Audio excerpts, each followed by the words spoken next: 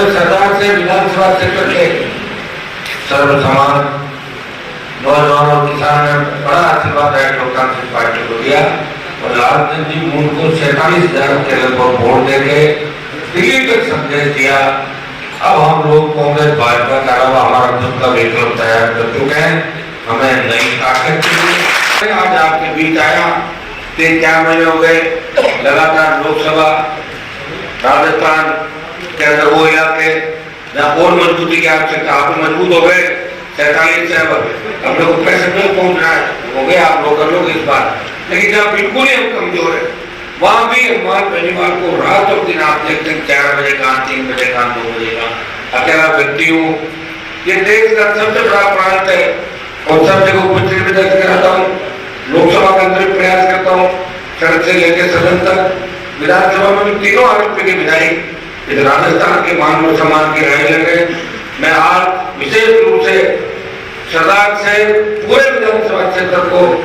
इस बात का धन्यवाद देना आया हूँ कि आपने राष्ट्रीय लोकतांत्रिक पार्टी का मान और सम्मान रखा और लालचंद जी मूल पे हमारे आपने संदेश दिया कि अब हमारे कांग्रेस रवाना में बीजेपी, हमें हमारी सरकार चाहिए, हमें हमारा विधायक चाहिए और लालचंद मूल किसान के बेटे को आप 47,000 तक ले गए। मुझे पता है इस चुनाव के अंदर अगर शीघ्र की घटना नहीं होती और 2 दिन में हो ही रहता तो 7-10,000 वोटों का और भी फायदा हो सकता था, लेकिन दुर्भाग्य से ये घटना ही हुई। सरकार ने उसको दूसरे रूप के अंदर पेश किया, लेकिन फिर भी मैं आपको धन्यवाद दूंगा कि सरदार शहर के अंदर जिस नई क्रांति का आगाज हुआ है, सुजानगढ़ के अंदर जिस नई क्रांति का आगाज हुआ है, चूरू विधानसभा क्षेत्र की 6 की 6 सीटें इस बार राष्ट्रीय लोकतांत्रिक पार्टी मजबूत चुनाव के लिए एक चीज जो देखने को मिली, किसान के साथ दलित और मुसलमान के साथ आया। हो सकता है वोटों का परसेंटेज हमें कम ज्यादा मिला, उसका एक बड़ा कारण ये भी था कि मोहनलाल जी ने लंबे समय तक शासन किया और अचानक चले गए और चुनाव बहुत जल्दी हो गया। अगर चुनाव 6 महीने बाद होता तो कांग्रेस पार्टी आसानी से नहीं जीतती। चुनाव जल्दी होने से पूरा उनका परिवार गांव-गांव बाबूजी चले गए, रोना पीटना ढोल पीटे, उसे सुनिए मेरी बात, सहानुभूति लोग एक बार इनको दे दी सीट तो इनके घर में रखो, ऐसे डीलर लोग बेटे सरदार साहब, इसलिए सीट चली गई। अब जीत जब कांग्रेस जीती तो मुझे कई लोगों ने मैंने फोन किया, मैंने कहा भाई कैसा ठीक चल रहा है आपका मामला? बोले साहब बहुत बड़ी गलती होगी। सुजानगढ़ में मैंने पूछा, बहुत बड़ी गलती होगी साहब, जो आपने कहा वैसा ही निकाल मामला। तो एक बार क्या कि जब अपने से बात हाथ से चली जाती है वो बहुत बाद में वापस आती है। आपके लिए तो जल्दी 7 महीने 8 महीने बाद चुनाव है, तो अपनी गलती को रिपीट नहीं करके दोबारा राष्ट्रीय लोकतांत्रिक पार्टी के खाते में सीट डाल सकते हैं। आप कोई प्रयास करें, मेहनत करें। मैंने सरदार शहर के अंदर नौजवान से लेके किसानों के अंदर जो जोश और जज्बा देखा, ये वो धरती है जो क्रांति का प्रतीक है। बड़े से बड़े किसान आंदोलन आजादी से लेके बाद में जो हुए, चूरू सरदार शहर के किसानों ने हमेशा साथ दी और आज इसी जिले के किसान के बेटे कोई से भी बॉर्डर में चाहे पैरामिलिट्री फोर्स हो, मिलिट्री के अंदर देश सेवा के लिए अपने सीने पे गोली खा के भारत माता का मान और सम्मान बढ़ा कर रख रहे हैं। मुझे खुशी है कि जिस जगह में खड़ा हूँ ये वो इलाके हैं जिन इलाकों ने जागीरदारी प्रथा का अंत किया राजस्थान के अंदर, ये वो इलाके सूखे इलाके थे। हमारे नेताओं ने धोखा दिया, अकाल हमेशा हमारे साथ रहा, अंग्रेजों के बाद जागीरदारों का राज रहा, लेकिन हम झुके नहीं, टूट गए। हमने हमारे मान सम्मान को कभी ठेस नहीं लगने दी। हम खुददार लोग हैं, असली किसान हैं और मैंने यहाँ दलितों के अंदर भी एक मजबूत परिवर्तन की आग देखी थी। वो परिवर्तन करना चाहते हैं, यहाँ का मुस्लिम भी परिवर्तन करना चाहते हैं, लेकिन सबसे बड़ी बात है कि इन समाजों के बड़े नेता हमारे साथ नहीं है। तो मैं तो कोशिश कर रहा हूँ कि बड़े नेता तो पता नहीं साथ रहे नहीं रहे, एक दूसरे दर्जे के नेता इन समाजों का नेतृत्व करे, क्योंकि बड़े नेता जिन जिन समाजों में बैठे रह गए उन्होंने समाजों के अंदर अंधेरा फैला दिया। मैं भाई बाली जी समाज साहब को धन्यवाद दूंगा और बाली जी को एक सलाह भी दूंगा कि जिन चुनाव के अंदर जिन चीज का हमने वादा किया, बाबा साहब अम्बेडकर की मूर्ति सरदार शहर के अंदर लगाने की बात कही थी, आप कलेक्टर के यहाँ आपने अर्जी लगा दी, जगह के लिए लगाई रखी आज ही कलेक्टर से बात करते थे, एक बार जगह रोड हो जाती है तो मूर्ति बना के मैं यहाँ दे दूंगा,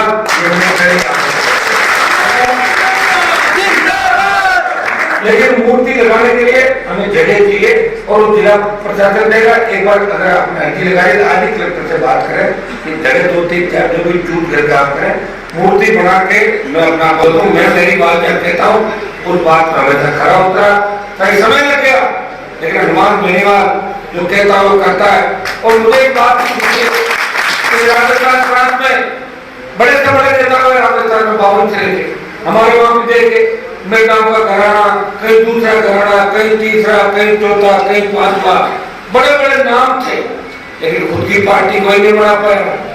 वो चप्पल को सुखाड़े ही उठाता था, कोई हृदय जोशी के जाकर धोते करता था, कोई वसुंधरा की साड़ी ड्राई करता था, ये घरानों ने काम किया राजस्थान के अंदर। आपके भाई ने आपको लड़ना सिखाया राजस्थान के अंदर। मैं जब नागौर के अंदर गया 98 के अंदर, तब हेड कांस्टेबल ज्ञापन लेने के लिए आता था, और आज ये स्थिति हो गई, एक आह्वान कर दूं, IGSP कलेक्टर सड़क पर खड़े थे धूप के अंदर। ये पूरे राजस्थान के अगर किसान के बेटों को लड़ना सिखाया, किसानों को हक और अधिकार के लड़ना सिखाया, और जब देश का किसान तकलीफ में था, हमारे समाज के 20 से ज्यादा सांसद दिल्ली के अंदर है,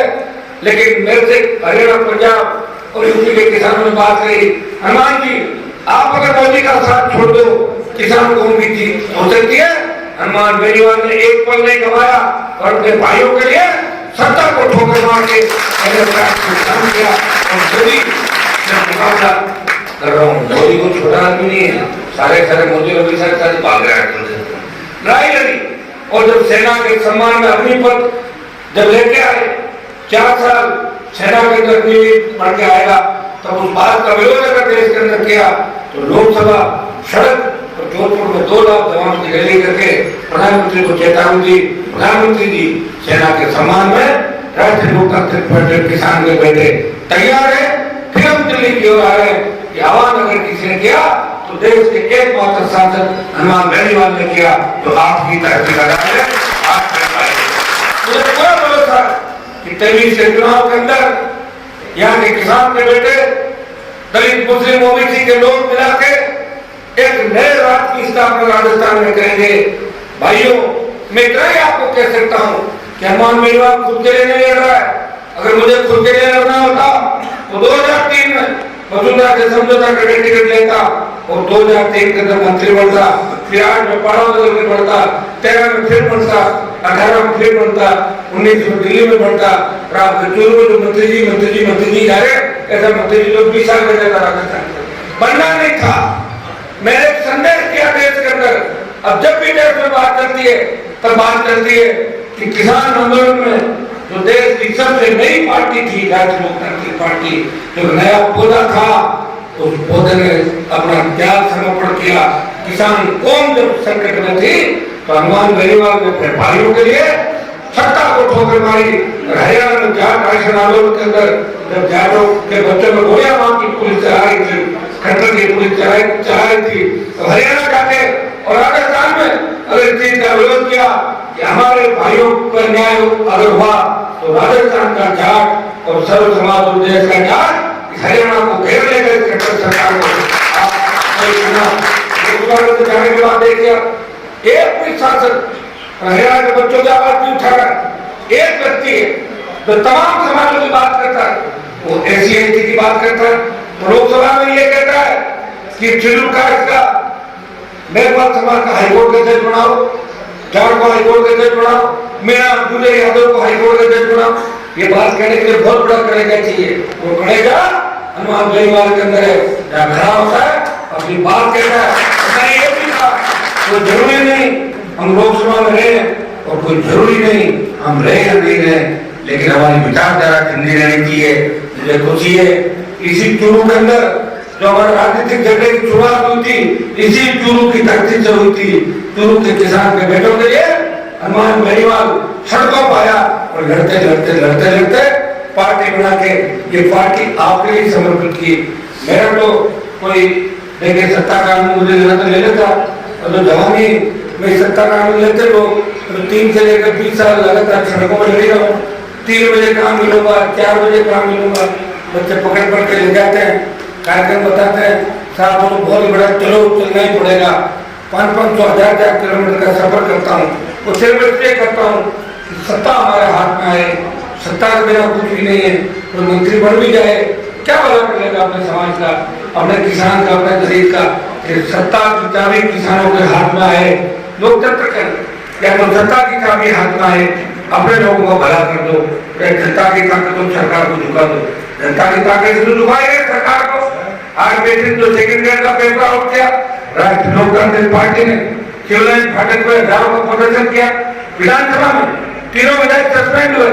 और पूरे राजस्थान में आपने प्रदर्शन किया, चूरू जिले मुख्यालय पे, और पहले दिन जो 4 बड़े प्रदर्शन हुए, आखिर गहलोत सरकार ने एक मेंबर को गिरफ्तार किया, लेकिन उससे रुकेगी नहीं जांच। हम चाहते हैं आरपीसी का चेयरमैन गिरफ्तार हो, मुख्यमंत्री का जो ओएसडी देवाराम, ये सारी टीम जो सीएम की रीड से लेके अभी तक जितनी भर्तियां हुई है, भाइयों एक व्यक्ति की जांच अगर सीबीआई से करा ले तो दूध का दूध और पानी का पानी हो जाएगा। मैं कहना चाहूंगा कि कांग्रेस पार्टी दिल्ली में हर जगह बात करती है जेपीसी जांच कराओ, तो मैं अशोक गहलोत से मांग करता हूँ कि दिल्ली की जो अडानी की जेपीसी मांग है उसमें हम साथ है कांग्रेस के, जेपीसी जांच होनी चाहिए, अडानी को मोदी में फायदा पहुंचा है, लेकिन कांग्रेस पार्टी ने क्या गड़बड़ जवाब किया, मुख्यमंत्री जी इसकी भी जांच सीबीआई से होनी चाहिए, आपने भी अडानी को कितने हजारों बीघा जमीन जैसलमेर के अंदर दे दी थी। भाइयों मिला जुली का खेल, वसुंधरा तकलीफ में होती है, गहलोत मदद करते हैं और गहलोत पे आ जाती है, वसुंधरा मदद करती है। ये 2009 से कोई आरोप लगा रहा है, हनुमान बनीवाल लगा रहा है, उसके बाद दिल्ली के मुख्यमंत्री ने आरोप लगाए और सचिन पायलट भी बोले कि वसुंधरा गहलोत मिलेगा, ये तो मैं 2009 में बोल गया था, 15 साल मेरी बात रिपीट हो रही सारी। वसुंधरा गहलोत मिलने से ज्यादा बड़ा उदाहरण क्या होगा कि दोनों को इस बार कोरोना भी एक साथ में पक्का मिलेगा, तो कोरोना तो एक दूसरे के पास बैठने से होता है, नजदीकी होता है, वो ऐसे थोड़ी कर, वो तो खुद ही बोला उन्होंने 2 घंटे में गहलोत कहते मैं कोविड पॉजिटिव हूँ, मैं भी पॉजिटिव हूँ, तो हमें इसलिए बताओ कोई सुनने वाला नहीं, कोई करने वाला नहीं। कैंडिडेट से जिस तरह हावी है, जिस तरह किसान के बेटे मारे गए, जिस तरह इनकाउंटर राजस्थान के अंदर चूरू की धरती पर कौन बोला था, एक व्यक्ति बोला था, और मैंने आखिर में ये भी कहा था कि जो दारिया एनकाउंटर हुआ था वो उस दारा सिंह को वसुंधरा ने जो विदेश से कॉल किया था ललित मोदी के फोन से, उसको मारो, वसुंधरा की भी गिरफ्तारी होनी चाहिए थी, लेकिन 10 तारीख को सोनिया गांधी ने वसुंधरा को गिरफ्तारी से बचा लिया। चंदा कलर यहाँ कुछ लंच का डिनर का पार्टियां चलती बड़ी बड़ी, अभी तो पार्टी शुरू हुई है भाई, ये सारे हालात हम वहां से आए हैं दिल्ली से, दिल्ली जाने के बाद एक चीज जरूर सीखी, कौन कितना पानी में है और किसकी औकात क्या है, ये दिल्ली में जाकर अपने नाम लिया है। अगर नहीं जाते एमपी ने पता ही चलता दिल्ली में इतना ज्यादा गड़बड़ जाल है, सब एक साथ बैठते हैं, और जो नहीं बैठते वो हमारे तरफ सड़कों में घूमते हैं, हमारे पास कौन जा सकता है, लेकिन पूरा विश्वास है कि सरदार से चूरू सुजानगढ़ ये इलाके, बीकानेर गंगानगर मानगढ़ के इलाके, नागौर जोधपुर बाड़मेर झालोर के इलाके, अजमेर भीलवाड़ा चित्तौड़ टोंक जयपुर रतलाम भरतपुर के इलाके इस बार हनुमान बनीवाल और राष्ट्रीय लोकतांत्रिक पार्टी को कमजोर नहीं पड़ने देंगे। उस सत्ता